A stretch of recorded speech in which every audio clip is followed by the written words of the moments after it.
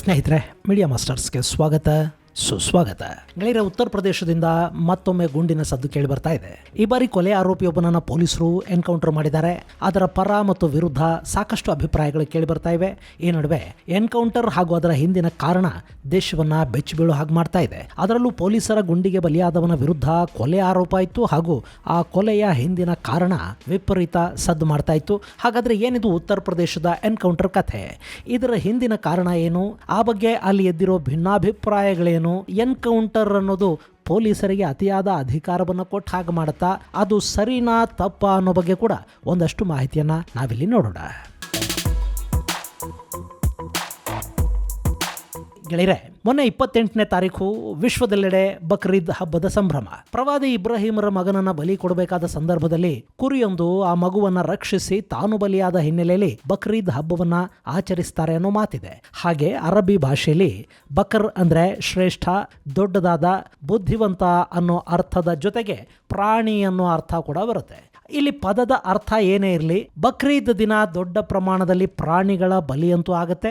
ಅದು ಅವರ ಆಚರಣೆ, ಅದರ ಬಗ್ಗೆ ನಾವು ಮಾತಾಡೋದು ಬೇಡ. ಆದರೆ ಉತ್ತರ ಪ್ರದೇಶದಲ್ಲಿ ಆ ಹಬ್ಬದ ದಿನ ಒಂದು ದೊಡ್ಡ ಬಲಿ ನಡೆದು ಹೋಗುತ್ತೆ.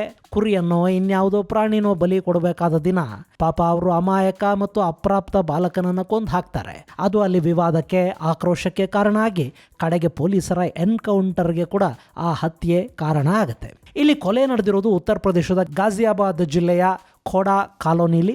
ಬಕ್ರೀದ್ ದಿನ ರಜೆ ಇತ್ತು. ಅವತ್ತು ನವನೀತ್ ವಿಹಾರ್ ಕಾಲೋನಿಲಿ ವಾಸ ಮಾಡ್ತಾ ಇದ್ದ ಪ್ರಥಮ PUCಯ ವಿದ್ಯಾರ್ಥಿ ಸೂರ್ಯ ಪ್ರತಾಪ್ ಚೌಹಾಣ್ ತನ್ನ ಸ್ನೇಹಿತರ ಜೊತೆ ಖೋಡಾ ಕಾಲೋನಿಗೆ ಹೋದ. ಅಲ್ಲಿ ಅಸಾದ್ ಅನ್ನೋನ್ ಜೊತೆ ಒಂದಷ್ಟು ಮುಸ್ಲಿಂ ಹುಡುಗರಿದ್ರು. ಬಕ್ರೀದ್ ಇದ್ದ ಕಾರಣ ಅಲ್ಲಿನ ಮುಸ್ಲಿಂ ಕುಟುಂಬಗಳು ಕುರಿಗಳ ಬಲಿ ಕೊಡ್ತಾ ಇದ್ವು. ಈ ಅಸಾದ್ ಕೂಡ ಅದಕ್ಕೆ ಸಿದ್ಧತೆಗಳನ್ನು ಮಾಡ್ಕೊಂಡಿದ್ದ. ಆ ತಂಡದ ಕಣ್ಣಿಗೆ ಈ ವಿದ್ಯಾರ್ಥಿ ಸೂರ್ಯ ಪ್ರತಾಪ್ ಕಾಣಿಸ್ಕೊಂಡಿದ್ದಾನೆ. ಅವರು ಈ ಹುಡುಗನನ್ನು ನೋಡಿದ ಕೂಡಲೇ ಬಕ್ರೀದ್ ದಿನ ಕುರಿನ ಹೆಂಗ್ ಕಡಿತಾರೆ ನೋಡಿದ್ಯಾ ಅಂತ ಕೇಳಿದ್ದಾರೆ. ಇವನು ಅದರಲ್ಲಿ ನನಗೆ ಆಸಕ್ತಿ ಇಲ್ಲ ಅಂತ ಹೇಳಿದಾನೆ. ಆದರೂ ಅವರು ಇವನನ್ನು ಹಿಡ್ಕೊಂಡು ಕುರಿ ಕಡಿಯೋದು ಹೆಂಗೆ ಅಂತ ತೋರಿಸ್ತೀವಿ ಬಾ ಅಂತ ಅವನನ್ನ ಎಳ್ಕೊಂಡು ಹೋಗೋದಿಕ್ಕೆ ಶುರು ಮಾಡಿದ್ದಾರೆ. ನನಗದನ್ನೆಲ್ಲ ನೋಡೋದಕ್ಕೆ ಇಷ್ಟ ಇಲ್ಲ ಅಂತ ಹೇಳಿ ಸೂರ್ಯ ಅವರಿಂದ ತಪ್ಪಿಸ್ಕೊಂಡು ಹೊರಡೋದಕ್ಕೆ ಪ್ರಯತ್ನ ಪಟ್ಟಿದ್ದಾನೆ. ತಕ್ಷಣ ಅಸಾದ್ ಮತ್ತವನ ಸಹಚರರು ಆ ಹುಡುಗನನ್ನ ಬಲವಂತವಾಗಿ ಎಳ್ಕೊಂಡು ಹೋಗೋದಕ್ಕೆ ಶುರು ಮಾಡಿದ್ದಾರೆ. ಅಲ್ಲಿ ಮಾತಿಗೆ ಮಾತು ಬೆಳೆದಿದೆ. ಕುರಿ ಬಲಿ ಕೊಡೋ ಬದಲು ಇವತ್ತು ನಿನ್ನನ್ನೇ ಬಲಿ ಕೊಟ್ಟು ಬಿಡ್ತೀವಿ ಅಂತ ಅಸಾದ್ ಈ ಸೂರ್ಯನ ಹೊಟ್ಟೆಗೆ ಇರಿದಿದ್ದಾನೆ. ಅವನನ್ನ ಅಲ್ಲಿಂದ ಸ್ವಲ್ಪ ದೂರ ಎಳ್ಕೊಂಡು ಹೋಗಿದ್ದಾರೆ. ಆ ನಂತರ ಅವನ ಮೇಲೆ ಮತ್ತೆ ಹರಿತ ಆಯುಧಗಳಿಂದ ಹಲ್ಲೆ ಆಗಿದೆ. ಆ ಬಾಲಕನನ್ನ ಆಸ್ಪತ್ರೆಗೆ ಸೇರಿಸಲಾಯ್ತಾದ್ರೂ ಅವನು ಅಲ್ಲಿ ಸಾವಿಗೀಡಾಗಿದ್ದಾನೆ. ವಿಷಯ ಗೊತ್ತಾದ ಕೂಡಲೇ ಸೂರ್ಯನ ಕುಟುಂಬ ಸದಸ್ಯರು ಸಿಟ್ಟಿಗೆದ್ರು. ಅಲ್ಲಿ ಪೊಲೀಸರು ಪ್ರಕರಣ ದಾಖಲು ಮಾಡಿದ್ರು. ಅವನು ಅಪ್ರಾಪ್ತ ಬಾಲಕ, ಹಿಂದೂ, ಕೊಂದವರು ಮುಸಲ್ಮಾನರು. ಹೀಗಾಗಿ ಅಲ್ಲಿ ಘಟನೆ, ರಾಜಕೀಯ, ಕೋಮು ಎರಡೂ ತಿರುವುಗಳನ್ನು ಪಡೆಯುವ ಸಾಧ್ಯತೆ ಇತ್ತು. ಸೊ ಗಾಜಿಯಾಬಾದ್ ಪೊಲೀಸರು ಈ ಪ್ರಕರಣವನ್ನು ತುಂಬಾ ಸೀರಿಯಸ್ ಆಗಿ ತಗೊಂಡ್ರು. ಅಷ್ಟೊತ್ತಿಗೆ ಉತ್ತರ ಪ್ರದೇಶದ ಉಪಮುಖ್ಯಮಂತ್ರಿ ಕೇಶವ್ ಪ್ರಸಾದ್ ಮೌರ್ಯ ಕೂಡ ಆರೋಪಿಗಳಿಗೆ ತಕ್ಕ ಶಿಕ್ಷೆ ಆಗಲಿದೆ ಅಂತ ಹೇಳಿದ್ರು. ಇಷ್ಟಾದ ಮೇಲೆ ಪೊಲೀಸರು ತಡ ಮಾಡೋ ಹಾಗಿರಲಿಲ್ಲ. ಪ್ರಮುಖ ಆರೋಪಿ ಅಸಾದ್ ಸೇರಿದಂತೆ ಇನ್ನಿತರ ಆರೋಪಿಗಳನ್ನು ಹುಡುಕೋದಿಕ್ಕೆ ಅವರು ಶುರು ಮಾಡಿದ್ರು. ಹಾಗೆ ಅಲ್ಲಿ CCTV ಫುಟೇಜ್ನ ಸಂಗ್ರಹದ ಕೆಲಸ ಕೂಡ ಶುರುವಾಯಿತು. ಅದು ಮುಸ್ಲಿಮರು ಹೆಚ್ಚಿರೋ ಏರಿಯಾ. ಆರೋಪಿಗಳನ್ನು ಕಾಪಾಡೋದಕ್ಕೆ ಅಲ್ಲಿ ಕೂಡ ಒಂದಷ್ಟು ಜನ ಸಿದ್ಧ ಆದ್ರಂತೆ. ಸೂರ್ಯನನ್ನ ಇವರು ಎಳಕೊಂಡು ಹೋಗ್ತಾ ಇರೋ ದೃಶ್ಯಗಳಿರುವ CCTV ಫುಟೇಜ್ ಒಂದಷ್ಟು ಪೊಲೀಸರಿಗೆ ಸಿಗುತ್ತೆ. ಅದಾದ ನಂತರ ಕೂಡ ಅಲ್ಲಿ ಸಾಕಷ್ಟು CC ಕ್ಯಾಮೆರಾಗಳಿದ್ವು. ಆದರೆ ಅವುಗಳಲ್ಲಿ ಸೆರೆಯಾದ ದೃಶ್ಯಗಳನ್ನ ಸ್ಥಳೀಯರು ಅಳಿಸಿ ಹಾಕಿದ್ದಾರೆ ಅನ್ನೋ ಆರೋಪ ಕೂಡ ಅಲ್ಲಿ ಕೇಳಿ ಬರ್ತಾ ಇದೆ. ಅದೇನೇ ಆದರೂ ಪೊಲೀಸರು ಆರೋಪಿಗಳನ್ನ ಮತ್ತು ಸಾಕ್ಷ್ಯಾಧಾರಗಳನ್ನ ಎರಡನ್ನೂ ಹುಡುಕೋ ಕೆಲಸ ಅಲ್ಲಿ ತೀವ್ರಗೊಳಿಸ್ತಾ ಹೋದ್ರು. ಹೀಗಿರುವಾಗಲೇ ಅಸಾದ್ನ ಜೊತೆ ಅವತ್ತು ಅವನಲ್ಲದೆ 3 ಜನ ಕೂಡ ಇದ್ರು ಅಂತ ಹೇಳಲಾಯಿತು. ಆ ಪೈಕಿ ಒಬ್ಬ ಅಸಾದ್ನ ತಂದೆ ನವಾಬ್ ಅನ್ನೋದು ಪ್ರಾಥಮಿಕ ತನಿಖೆಯಲ್ಲಿ ಗೊತ್ತಾಯಿತು. ಆರೋಪಿಗಳನ್ನು ಹುಡುಕ್ತಾ ಇದ್ದ ಪೊಲೀಸರು ನವಾಬ್ನ ವಶಕ್ಕೆ ಪಡ್ಕೊಂಡ್ರು. ಹಾಗೆ ಫರ್ಹಾನ್ ಮತ್ತು ಆತೀಫ್ ಅನ್ನೋ ಇನ್ನಿಬ್ಬರು ಆರೋಪಿಗಳು ಕೂಡ ಸಿಕ್ಕಿಬಿದ್ರು. ಆದರೆ ಅಸಾದ್ ಮಾತ್ರ ಅಲ್ಲಿ ತಲೆ ತಪ್ಪಿಸ್ಕೊಂಡು ಓಡಾಡ್ತಾ ಇದ್ದ. ಇಲ್ಲಿ 3 ಜನ ಪೊಲೀಸರಿಗೆ ಸಿಕ್ಕ ನಂತರ ಕೇಸ್ಗೆ ಮತ್ತೊಂದು ಟ್ವಿಸ್ಟ್ ಕೂಡ ಸಿಕ್ತು. ಬಂಧಿತ ಆರೋಪಿಗಳು ವಿಚಾರಣೆಯ ಸಂದರ್ಭದಲ್ಲಿ ಕೊಲೆಗೆ ಕಾರಣ ಬೇರೆನೇ ಇತ್ತು ಅನ್ನೋದನ್ನ ಹೇಳೋದಕ್ಕೆ ಶುರು ಮಾಡಿದ್ರು. ಸೂರ್ಯ ಮತ್ತು ಅಸಾದ್ ನಡುವೆ ಈ ಹಿಂದೆ ಬೈಕ್ ರೇಸ್ನ ವಿಷಯದಲ್ಲಿ ಗಲಾಟೆ ಆಗಿತ್ತಂತೆ. ಈ ವಿಷಯವನ್ನ ಅಸಾದ್ ತನ್ನ ಅಪ್ಪನಿಗೂ ಹೇಳಿದ್ದ. ಹೀಗಾಗಿ ಅಲ್ಲಿ ಸೂರ್ಯನಿಗೆ ಹೊಡೆಯುವ ಪ್ಲಾನ್ ಅನ್ನ ಇವರೆಲ್ಲ ಸೇರ್ಕಂಡೇ ಮಾಡಿದ್ರಂತೆ. ಅದರಂತೆ ಸೂರ್ಯನ ಸ್ನೇಹಿತರನ್ನು ಬಳಸ್ಕೊಂಡು ಅವನನ್ನ ಹಬ್ಬದ ದಿನ ಖೋಡಾಗೆ ಕರೆಸಿಕೊಳ್ಳಾಯಿತು. ಅಲ್ಲಿ ಈ ಅಸಾದ್ ಮತ್ತವನ ತಂಡ ಇರುತ್ತೆ. ಅವರೇ ಪ್ಲಾನ್ ಮಾಡಿ ತನ್ನನ್ನ ಕರೆಸ್ಕೊಳ್ತಾ ಇದ್ದಾರೆ ಅನ್ನೋದು ಸೂರ್ಯನಿಗೆ ಗೊತ್ತಿರಲಿಲ್ಲ. ಫ್ರೆಂಡ್ ಕರೆದ ಅಂತ ಹಬ್ಬಕ್ಕವನು ಮನೆಗೆ ಬಂದ ಸೂರ್ಯನ ಮೇಲೆ ಖೋಡಾದ ಶರ್ಮಾ ಡೈರಿ ಬಳಿ ಹಲ್ಲೆ ಮಾಡಲಾಯಿತು. ಅಸಾದ್ ಮತ್ತವನ ಅನುಚರರ ಇರಿತದಿಂದ ತೀವ್ರವಾಗಿ ಗಾಯಗೊಂಡಿದ್ದ ಸೂರ್ಯನನ್ನ ತಕ್ಷಣ ನೋಯ್ಡಾದ ಆಸ್ಪತ್ರೆಗೆ ದಾಖಲಿಸಲಾಯಿತಾದರೂ ಅವನು ಚಿಕಿತ್ಸೆಗೆ ಸ್ಪಂದಿಸಲಿಲ್ಲ ಅನ್ನೋದು ಪೊಲೀಸರ ವಿಚಾರಣೆಯ ಸಂದರ್ಭದಲ್ಲಿ ಹೊರಬಂತು. ಸೊ ಇಲ್ಲಿ ಎರಡು ಆಂಗಲ್ಗಳಲ್ಲಿ ಪೊಲೀಸರು ಕೇಸನ್ನ ತನಿಖೆ ಮಾಡಬೇಕಿತ್ತು. ಒಂದು ಕಮ್ಯುನಲ್ ಆಂಗಲ್, ಮತ್ತೊಂದು ಕ್ರಿಮಿನಲ್ ಆಂಗಲ್. ಗೆಳೆಯರೆ, ಇಲ್ಲಿ ಕೊಲೆಗೆ ಕಾರಣ ಹಳೆಯ ದ್ವೇಷನೇ ಇರಲಿ ಮತ್ತೊಂದಿರಲಿ, ಸತ್ತವನು ಹಿಂದೂ, ಕೊಂದವನು ಮುಸ್ಲಿಂ ಅನ್ನೋದು ಆ ಭಾಗದಲ್ಲಿ ದೊಡ್ಡ ವಿಷಯ ಆಗೋಯ್ತು. ಇವತ್ತು ಪರಿಸ್ಥಿತಿ ಹೇಗಾಗಿ ಹೋಗಿದೆ ಅಂದರೆ, ಕೋಮುದಳ್ಳೂರಿಗೆ ಒಂದು ಸಣ್ಣ ಕಾರಣ ಬೇಕು ಅಷ್ಟೇ. ಇಷ್ಟು ವರ್ಷಗಳಿಂದ ಸಹಿಸಿಕೊಂಡಿದ್ದೆಲ್ಲ ಈಗ ಹೊರ ಬೀಳ್ತಾ ಇದೆಯೇನೋ ಅನ್ನೋ ಹಾಗೆ ಜನ ಇಂಥ ಘಟನೆಗಳಾದಾಗ ಸಿಟ್ಟಿಗೆ ಹೇಳ್ತಾ ಇದ್ದಾರೆ, ಸ್ಪಂದಿಸ್ತಾ ಇದ್ದಾರೆ. ಹೀಗಾಗಿ ಇಲ್ಲಿ ಕೂಡ ಈ ಕೊಲೆ ಕೋಮುದಳ್ಳೂರಿಗೆ ಕಾರಣ ಆಗಬಾರದು ಅಂತ ಸುಮಾರು 300 ಮಂದಿ ರ್ಯಾಪಿಡ್ ಆಕ್ಷನ್ ಫೋರ್ಸ್ ಮತ್ತು ಪೊಲೀಸರನ್ನ ಆ ಏರಿಯಾದಲ್ಲಿ ನಿಯೋಜನೆ ಮಾಡುವ ಕೆಲಸ ಆಯಿತು. ಆ ಮೂಲಕ ಅಲ್ಲಿ ಗಲಭೆಗಳಾಗದ ಹಾಗೆ, ಶಾಂತಿ ಭದ್ರತೆಗಳಿಗೆ ತೊಂದರೆ ಉಂಟಾಗದ ಹಾಗೆ ನೋಡಿಕೊಳ್ಳುವ ಕೆಲಸವನ್ನು ಪೊಲೀಸರು ಮಾಡಿದರು. ಮತ್ತೊಂದು ಕಡೆ ಆರೋಪಿಗಳು ಅರೆಸ್ಟ್ ಆಗದೆ ನಾವು ಹೆಣವನ್ನು ಮಣ್ಣಿಗಿಡೋದಿಲ್ಲ ಅಂತ ಸೂರ್ಯನ ಕುಟುಂಬದ ಸದಸ್ಯರು ಕೂತ್ಕೊಂಡ್ರು. ಹೀಗಾಗಿ ಪೊಲೀಸರ ಮೇಲೆ ಒತ್ತಡ ಹೆಚ್ಚಾಗ್ತಾ ಹೋಯಿತು. ಗಾಜಿಯಾಬಾದ್ನ ಡಿಸಿಪಿ ಜೈಸ್ವಾಲ್ ಆರೋಪಿ ಅಸಾದ್ನ ಸುಳಿವು ಕೊಟ್ಟವರಿಗೆ 50,000 ರೂಪಾಯಿ ಬಹುಮಾನ ಕೊಡುವುದಾಗಿ ಘೋಷಣೆ ಮಾಡಿದ್ರು. ಅಸಾದ್ ಕೂಡ ಪೊಲೀಸರಿಂದ ತಪ್ಪಿಸ್ಕೊಂಡು ಓಡಾಡ್ತಲೇ ಇದ್ದ. ಅವನ ಚಲನವಲನಗಳ ಮೇಲೆ ಕಣ್ಣಿಡೋ ಕೆಲಸವನ್ನ ಪೊಲೀಸರು ಮಾಡಿದ್ರು. ಇದೇ ಸಂದರ್ಭದಲ್ಲಿ ಗಾಜಿಯಾಬಾದ್ ಪೊಲೀಸರು ವಸುಂಧರಾ ಸರ್ಕಲ್ ಬಳಿ ನಾಕಾಬಂದಿ ಹಾಕೊಂಡಿದ್ರು. ಅವತ್ತು ಮೇ 31ರ ಬೆಳಗಿನ ಜಾವ 5:30 ಸಮಯ ಅಸಾದ್ ಮತ್ತವನ ಅನುಚರನೊಬ್ಬ ವಸುಂಧರಾ ಸೆಕ್ಟರ್ 1ರ ಕಡೆಗೆ ಹೋಗ್ತಾ ಇದ್ದಾರೆ ಅನ್ನೋ ಮಾಹಿತಿ ಪೊಲೀಸರಿಗೆ ಸಿಕ್ತು. ಆರೋಪಿಗಳನ್ನ ಅಲ್ಲಿ ತಡೆಯುವ ಪ್ರಯತ್ನವನ್ನ ಪೊಲೀಸರು ಮಾಡಿದ್ದಾರೆ. ಆದ್ರೆ ಅಸಾದ್ ಅಲ್ಲಿ ಕೂಡ ಪೊಲೀಸರಿಂದ ತಪ್ಪಿಸ್ಕೊಳ್ಳೋ ಪ್ರಯತ್ನ ಮಾಡಿದಂತೆ. ಆರೋಪಿಯನ್ನ ಹೆದರಿಸಿ ಶರಣಾಗೋ ಹಾಗೆ ಮಾಡಿಕೊಳ್ಳೋದಿಕ್ಕೆ ಪೊಲೀಸರು ಒಂದು ಸುತ್ತು ಏರ್ ಫೈರ್ ಮಾಡೋ ಮೂಲಕ ಅಲ್ಲಿ ಎಚ್ಚರಿಕೆಯನ್ನು ಕೂಡ ಕೊಟ್ಟಿದ್ದಾರೆ. ಆದ್ರೆ ಆರೋಪಿಗಳು ಬೈಕನ್ನು ನಿಲ್ಲಿಸಿಲ್ಲ. ತನ್ನ ಬಳಿ ಇದ್ದ ರಿವಾಲ್ವರ್ನಿಂದ ಅಸಾದ್ ಪೊಲೀಸರ ಮೇಲೆ ಫೈರ್ ಮಾಡಿ ಅಲ್ಲಿಂದ ತಪ್ಪಿಸ್ಕೊಳ್ಳೋ ಪ್ರಯತ್ನ ಮಾಡಿದಂತೆ. ಹೀಗಾಗಿ ಪೊಲೀಸರು ಕೂಡ ಆತ್ಮರಕ್ಷಣೆಗಾಗಿ ಅಲ್ಲಿ ಗುಂಡು ಹಾರಿಸಿದ್ದಾರೆ. ಆಗ ಅಸಾದ್ ಕೂತಿದ್ದ ಬೈಕು ನೆಲಕ್ಕೆ ಬಿದ್ದಿದೆ. ಅವನಲ್ಲಿ ಗಾಯಗೊಂಡಿದ್ದಾನೆ. ಆದರೂ ಪೊಲೀಸರ ಮೇಲಿನ ಗುಂಡಿನ ದಾಳಿಯನ್ನು ಮಾತ್ರ ಅವನು ನಿಲ್ಲಿಸಲಿಲ್ವಂತೆ. ಈ ಹಂತದಲ್ಲಿ ಪೊಲೀಸ್ ಕಾನ್ಸ್ಟೇಬಲ್ ಅನುರಾಗ್ ರಾವತ್ ಅನ್ನೋರು ಗಾಯಗೊಂಡ್ರಂತೆ. ಹೀಗಾಗಿ ಪೊಲೀಸ್ ಅಧಿಕಾರಿಗಳು ಅವನ ವಿರುದ್ಧ ನೇರವಾಗಿ ಗುಂಡು ಹಾರಿಸಿದ್ದಾರೆ. ಆ ಗುಂಡುಗಳು ಅವನಿಗೆ ತಾಕಿವೆ. ಆ ಬಳಿಕ ಅವನನ್ನು ಆಸ್ಪತ್ರೆಗೆ ದಾಖಲಿಸಲಾಯಿತು. ಆದರೂ ಅಸಾದ್ ಅಲ್ಲಿ ಬದುಕಿ ಉಳಿಲಿಲ್ಲ.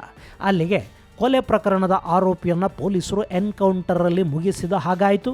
ಇನ್ನು ಅಸಾದ್ಗೆ ಚಾಕು ಕೊಟ್ಟವನು, ಅವನಿಗೆ ತಿವಿ ಅಂತ ಹೇಳಿದವನು, ಇವರೆಲ್ಲರನ್ನ ವಿಚಾರಣೆಗೆ ಒಳಪಡಿಸೋದು ಬಾಕಿ ಇದೆ. ಇನ್ನು ಅಸಾದ್ನ ಎನ್ಕೌಂಟರ್ ಬಗ್ಗೆ ಟಿವಿಗಳಲ್ಲಿ ಬಂದ ನಂತರ ಮೃತ ಸೂರ್ಯನ ತಾಯಿ ನನ್ನ ಮಗನ ಸಾವಿಗೆ ನ್ಯಾಯ ಸಿಕ್ಕಿದೆ ಅನ್ನೋ ಅಭಿಪ್ರಾಯವನ್ನು ವ್ಯಕ್ತಪಡಿಸಿದ್ದಾರೆ. ಈ ಮೂಲಕ ಎನ್ಕೌಂಟರ್ ಮಾಡಿದ್ದು ಸರಿ ಅನ್ನೋ ಮಾತುಗಳನ್ನ ಅವರು ಹೇಳ್ತಾ ಇದ್ದಾರೆ. ಗೆಳೆಯರೆ, ಇಲ್ಲಿ ಕೊಲೆಗೆ ಕಾರಣ ಏನೇ ಆಗಿದ್ರು ಆ ಕೊಲೆಯ ನಂತರ ಅಲ್ಲಿ ಪರಿಸ್ಥಿತಿ ಹದಗೆಡೋದು, ಕೋಮು ಗಲಭೆಗಳಿಗೆ ಕಾರಣ ಆಗೋದು ಇದ್ಯಾವುದೂ ಆಗದ ಹಾಗೆ ಪೊಲೀಸರು ಸಾಕಷ್ಟು ಎಚ್ಚರಿಕೆಗಳನ್ನು ತಗೊಂಡಿದ್ದಾರೆ. ಈ ನಿಟ್ಟಲ್ಲಿ ಪೊಲೀಸರ ಕೆಲಸವನ್ನ ಅಭಿನಂದಿಸಬೇಕಾಗತ್ತೆ.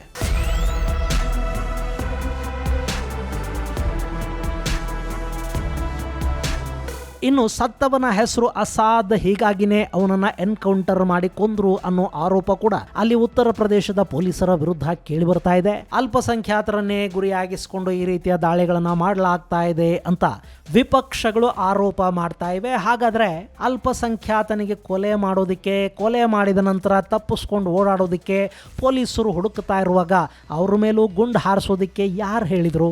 ಅಲ್ಪಸಂಖ್ಯಾತ ಅನ್ನೋ ಕಾರಣಕ್ಕಿದ್ದನ್ನೆಲ್ಲ ಅವನು ಮಾಡಿ ದಕ್ಕಿಸ್ಕೋಬಹುದು ಅಂತೇನಾದ್ರೂ ಇದೆಯಾ? ಇನ್ನು ಪೊಲೀಸರು ಬರೀ ಅಲ್ಪಸಂಖ್ಯಾತ ಬಹುಸಂಖ್ಯಾತ ಅಂತ ನೋಡೇನು ಗುಂಡು ಹಾರಿಸ್ತಾ ಇಲ್ಲ. ಉತ್ತರ ಪ್ರದೇಶದಲ್ಲಿ ಇಂಥದ್ದೇ ಮತ್ತೊಂದು ಘಟನೆ ಕೂಡ ನಡೆದಿದೆ. ಫಿರೋಜಾಬಾದ್ ಅಲ್ಲಿ ವಿರಾಜ್ ಆಲಿಯಾಸ್ ಜಿತೇಂದ್ರ ಅನ್ನೋ ವ್ಯಕ್ತಿಯೊಬ್ಬ 18 ತಿಂಗಳ ಹಸುಗೂಸನ್ನ ನೆಲಕ್ಕೆ ಬಡಿದು ಕೊಂದಿದ್ದಾನೆ. ಅಲ್ಲಿ ಮಗುವಿನ ತಾಯಿಯನ್ನ ಈ ಜಿತೇಂದ್ರ ಇಷ್ಟಪಡ್ತಿದ್ನಂತೆ. ಆಕೆಗೆ ತನ್ನ ಪ್ರೇಮ ನಿವೇದನೆಯನ್ನ ಮಾಡಿದ್ನಂತೆ. ಆದರೆ ಅವಳು ಜಿತೇಂದ್ರನ ಈ ಪ್ರಪೋಸಲ್ ಅನ್ನ ಒಪ್ಪಿಲ್ಲ. ಹೀಗಾಗಿ ಅವನು ಕೋಪದ ಭರದಲ್ಲಿ ಅವಳ ಮಗುವನ್ನ ಕೊಂದು ಹಾಕಿದ್ದಾನೆ. ಹೀಗಾಗಿ ಪೊಲೀಸರು ಆರೋಪಿಯನ್ನು ಹಿಡ್ಕೊಂಡು ಅವನ ಎರಡೂ ಕಾಲಗಳಿಗೆ ಗುಂಡು ನುಗ್ಗಿಸಿ ಅವನು ಮುಂದೆ ಮತ್ತಿನ್ಯಾವ ಕೆಲಸಕ್ಕೂ ಬಾರದ ಹಾಗೆ ಅವನನ್ನೊಂಥರ ಜೀವಂತ ಶವವನ್ನಾಗಿ ಮಾಡಿ ಆಸ್ಪತ್ರೆಯಲ್ಲಿ ಟ್ರೀಟ್ಮೆಂಟ್ ಕೊಡಿಸ್ತಾ ಇದ್ದಾರೆ. ಹಾಗಾದರೆ ಅವನೇನು ಅಲ್ಪಸಂಖ್ಯಾತ ಅಲ್ವಲ್ಲ ಗೆಳೆಯರೆ. ಇಲ್ಲಿ ಅಲ್ಪಸಂಖ್ಯಾತ ಬಹುಸಂಖ್ಯಾತ ಅನ್ನೋದು ಮುಖ್ಯ ಅಲ್ಲ. ಆರೋಪಿಗಳು ಪೊಲೀಸರ ವಿರುದ್ಧನೇ ಗುಂಡು ಹಾರಿಸ್ತಾರೆ ಅಂದರೆ ಅವರಿಗೆ ಕಾನೂನಿನ ಭಯ ಇಲ್ಲ, ಅವರು ಯಾವುದೇ ರೀತಿಯ ಕೃತ್ಯವನ್ನ ಮಾಡುವ ಮನಸ್ಥಿತಿಯನ್ನ ಹೊಂದಿದ್ದಾರೆ ಅಂತ ಅರ್ಥ.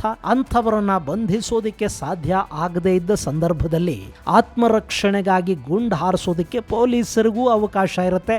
ಹೀಗಾಗಿ ಅದನ್ನು ಅವರು ಬಳಸ್ಕೊಂಡಿದ್ದಾರೆ. ಇನ್ನು ಎಲ್ಲದನ್ನು ಪೊಲೀಸರೇ ಮಾಡ್ತಾ ಹೋದರೆ, ಆರೋಪಿಗಳನ್ನು ಪೊಲೀಸರೇ ಕೊಲ್ತಾ ಹೋಗೋದಾದರೆ ಕಾನೂನು ನ್ಯಾಯಾಲಯ ಇವೆಲ್ಲ ಇರೋದು ಯಾಕೆ ಅನ್ನೋ ಪ್ರಶ್ನೆ ಕೂಡ ಇಲ್ಲಿ ಉದ್ಭವ ಆಗದೇ ಇರೋದಿಲ್ಲ.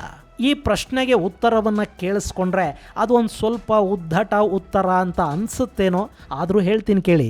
ನಮ್ಮಲ್ಲಿ ನ್ಯಾಯಾಲಯಗಳ ಸಂಖ್ಯೆ ತುಂಬ ಕಡಿಮೆ ಇದೆ. 1 ಮಿಲಿಯನ್ ಅಂದರೆ 10 ಲಕ್ಷ ಜನಕ್ಕೆ ನಮ್ಮಲ್ಲಿರೋದು ಬರೀ 22 ಮಂದಿ ಜಡ್ಜುಗಳು. ಗೆಳೆಯರೆ, ಜಗತ್ತಿನ ಬೇರೆ ಬೇರೆ ದೇಶಗಳಲ್ಲಿನ ನ್ಯಾಯಾಂಗ ವ್ಯವಸ್ಥೆ ಮತ್ತು ಅಲ್ಲಿನ ನ್ಯಾಯಾಲಯಗಳ ಮೇಲೆ ಬೀಳುವ ಒತ್ತಡವನ್ನು ನಾವು ಭಾರತದ ನ್ಯಾಯಾಲಯಗಳಿಗೆ ಇಲ್ಲಿನ ನ್ಯಾಯಮೂರ್ತಿಗಳ ಸಂಖ್ಯೆಗೆ ಹೋಲಿಕೆ ಮಾಡಿಕೊಂಡು ಕೂಡ ಒಂದು ಸರಿ ನೋಡಬೇಕಾಗತ್ತೆ. ಚೈನಾದಲ್ಲಿ 1 ಮಿಲಿಯನ್ ಜನಕ್ಕೆ 300ರಿಂದ 350 ಜನ ಜಡ್ಜುಗಳಿದ್ದಾರೆ. ಅಮೆರಿಕಾದಲ್ಲಿ 1 ಮಿಲಿಯನ್ಗೆ 150 ಮಂದಿ ಜಡ್ಜ್ಗಳಿದ್ದಾರೆ. ಸೌದಿ ಅರೇಬಿಯಾದಲ್ಲಿ 1 ಲಕ್ಷಕ್ಕೆ 15ರಿಂದ 20 ಮಂದಿ ಜಡ್ಜುಗಳು, ಅಂದರೆ 1 ಮಿಲಿಯನ್ಗೆ 150ರಿಂದ 200 ಮಂದಿ ಜಡ್ಜ್ಗಳಿದ್ದಾರೆ. ಆದರೆ ಭಾರತದಲ್ಲಿ 1 ಮಿಲಿಯನ್ ಅಂದರೆ 10 ಲಕ್ಷ ಜನಕ್ಕಿರೋದು ಬರೀ 22 ಮಂದಿ ಜಡ್ಜುಗಳು ಮಾತ್ರ. ಆ ನ್ಯಾಯಾಲಯಗಳ ಮೇಲೆ, ನ್ಯಾಯಮೂರ್ತಿಗಳ ಮೇಲೆ ಅದಿನ್ಯಾವ ಪರಿಯ ಒತ್ತಡ ನಮ್ಮ ದೇಶದಲ್ಲಿ ಬೀಳ್ತಾ ಇರಬಹುದು ಅಂತ ಒಂದ್ಸರಿ ಯೋಚನೆ ಮಾಡಿ ನೋಡಿ. ಇನ್ನು ನಮ್ಮಲ್ಲಿ ನ್ಯಾಯದಾನ ಅತ್ಯಂತ ವಿಳಂಬವಾಗೋದಕ್ಕೆ ಕಾರಣ ಕೂಡ ಈ ಜಡ್ಜುಗಳು ಹಾಗೂ ನ್ಯಾಯಾಲಯಗಳ ಸಂಖ್ಯೆ ತುಂಬ ಕಡಿಮೆ ಇರೋದೆ. ಹಾಗೆ ಅಪ್ಪೀಲುಗಳು ತಾರೀಖ್ ಅಂತ ಡೇಟುಗಳು ಕೊಡ್ತಾ ಹೋಗಬೇಕಾದಂಥ ಪರಿಸ್ಥಿತಿ. ಹೀಗಾಗಿ ನಮ್ಮಲ್ಲಿ ಅಪರಾಧಿಗಳಿಗೆ ಶಿಕ್ಷೆಯಾಗುವ ಪ್ರಮಾಣ ಕೂಡ ತುಂಬಾ ಕಡಿಮೆ ಆಗ್ತಾ ಇದೆ. ಇಂಥ ಸಂದರ್ಭದಲ್ಲಿ ನ್ಯಾಯಾಲಯಕ್ಕೆ ಹೋಗಿ ಜಾಮೀನು ತಗೊಂಡು ಬಂದುಬಿಟ್ರೆ ಇನ್ನು ಯಾವತ್ತೋ ಆ ಪ್ರಕರಣದಲ್ಲಿ ಶಿಕ್ಷೆ ಆದರೆ ಆಗತ್ತೆ, ಆ ಸಂದರ್ಭ ಬಂದಾಗ ನೋಡ್ಕೊಳ್ಳೋಣ ಅನ್ನೋ ಮನಸ್ಥಿತಿ ಇದೆ ನೋಡಿ. ಅದು ಅಪರಾಧಿಗಳಲ್ಲಿ ಧೈರ್ಯವನ್ನು ಹೆಚ್ಚು ಮಾಡುತ್ತೆ. ಗೆಳೆಯರೆ, ಆ ಧೈರ್ಯವನ್ನು ಕೊಲ್ಲದೇ ಇದ್ದರೆ ಅಪರಾಧ ಪ್ರಕರಣಗಳನ್ನು ಕಡಿಮೆ ಮಾಡೋದಕ್ಕೆ ಸಾಧ್ಯ ಆಗೋದಿಲ್ಲ. ಪಶ್ಚಿಮದ ದೇಶಗಳ ಪರಿಸ್ಥಿತಿ, ಅಲ್ಲಿನ ಜನ, ಅವರ ಮನಸ್ಥಿತಿನೇ ಬೇರೆ. ಏಷ್ಯಾದ ದೇಶಗಳು, ಭಾರತ, ಚೈನಾ ಮುಂತಾದ ದೇಶಗಳ ಜನರ ಮನಸ್ಥಿತಿನೇ ಬೇರೆ. ನಮ್ಮಲ್ಲಿ ಭಯ ಇಲ್ಲದೆ ಇದ್ರೆ ಭಕ್ತಿ ಇರೋದಿಲ್ಲ, ಭಯ ಇಲ್ಲದೆ ಇದ್ರೆ ಕಾನೂನುಗಳ ಪಾಲನೆಯನ್ನೂ ನಾವು ಮಾಡೋದಿಲ್ಲ. ಯಾವ ಥರದ ಜನ ಎಲ್ಲಿರ್ತಾರೆ ಆ ಥರದ ಜನಕ್ಕೆ ಅರ್ಥವಾಗುವ ರೀತಿಯಲ್ಲೇ ಅವರಿಗೊಂದು ಪಾಠ ಕಲಿಸೋ ಪ್ರಯತ್ನ ಆಗದೇ ಇದ್ದರೆ ಅಪರಾಧ ಪ್ರಕರಣಗಳನ್ನು ನಿಯಂತ್ರಿಸೋದಕ್ಕೆ ಸಾಧ್ಯನೂ ಆಗೋದಿಲ್ಲ. ನಾನು ಪೊಲೀಸರು ಮಾಡುವ ಎನ್ಕೌಂಟರ್ಗಳನ್ನು ಯಾವತ್ತೂ ಸಮರ್ಥಿಸೋದಿಲ್ಲ.